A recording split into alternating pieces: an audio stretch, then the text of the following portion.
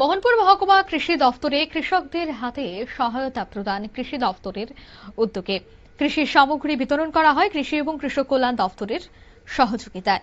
মোহনপুর কৃষি মহকুমা এলাকায় কৃষকদের হাতে কুফরি হিমালয়ান জাতের আলুর বীজ, এছাড়া শুধু বীজ নয় আরো বেশ কিছু সরঞ্জাম তুলে দেওয়া হয়।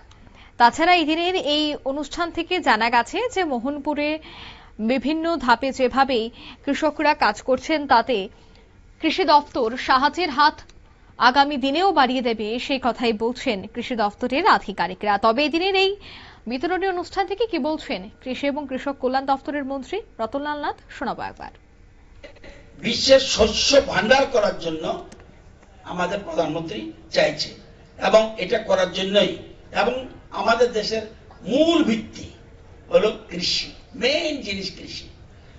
এটা কিন্তু আমাদের যেমন ত্রিপুরা দেখবেন, আগে ধারণা কি ছিল, আমাদের ত্রিপুরাতে এটা আজকে এত বছর হয়েছে আমার ত্রিপুরাতে পেঁয়াজ হয় না, এটা একটা আমাদের ধারণা।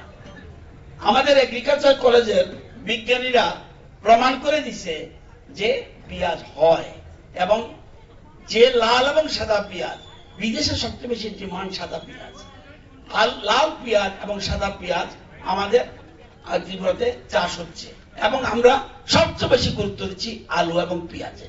কারণ এটা যদি সম্ভব করতে পারি, মানুষ দেখবেন আপনার বাড়িতে যদি 3টা জিনিস থাকে, 4টা জিনিস থাকে, আপনারা খাওয়ার চিন্তা করে লাগবে না।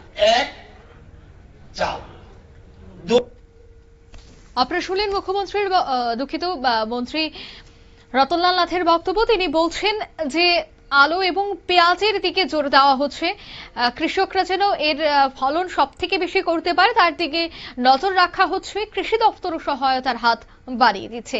নিয়ে নিচ্ছি ছোট্ট একটি বিজ্ঞাপন বিরতি, সঙ্গে থাকুন।